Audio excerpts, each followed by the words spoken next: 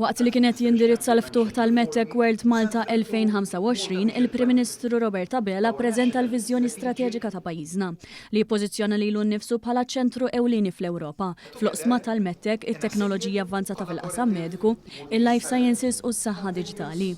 Dr. Abela sostna li din l-ambizzjoni nazzjonali imnaqxa fil-Viżjoni Malta 2050 li twittitri għal futur ambizzjuż u ekonomija sostenibbli.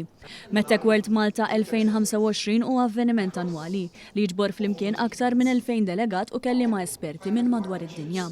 Il-Prim Ministru nota kif pajjiżna ġew introdotti diversi inċentivi immirati biex jappoġġjaw kemm innovaturi kif ukoll investituri. Dan flimkien ma' qafas regolatorju mfassal apposta biex jattira teknoloġiji emerġenti mingħajr ma tiġi minata s-sigurtà, l-etika jew il-ġid tal-pazjenti.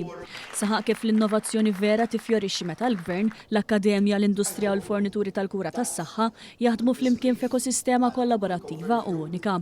B'ħedma fost l-oħrajn minn istituzzjonijiet bħal Malta Enterprise, il-Malta Life Sciences Park u l-Università ta' Malta. Il-Prim Ministru qal li l-isptarijiet u l-kliniċi f'Malta għawdex diġà qed jimplementaw proġetti fid-dijanjosi li mhux biss itejbu r-riżultati tal-pazjenti, iżda qed juru wkoll il-kapaċità ta' Malta li tħaddan l-innovazzjoni b'aġilità.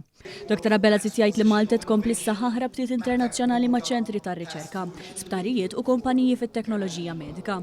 Hekk kif l-interess li qiegħed dejjem jikber fost l-investituri, speċjalment fuq sma ta' riċerka u l-intelligenza artifiċjali. Tkellem ukoll il-Ministru għall-Ekonomija, l-Intrapriża u l-Proġetti Strateġiċi Silvio Xkembri li sostna li l-progress li kiseb pajjiżna fit-trasformazzjoni diġitali saħħaħ il-pedamenti ta' niċċa ekonomika ġdida. One News ħar-reazzjoni tal-fundatur tal-MedTech World Malta, Dr. Dylan Attard, li jenfasizza kif dan is-settur emerġenti sab l-akbar kollaborazzjoni inkluż mill-Gvern.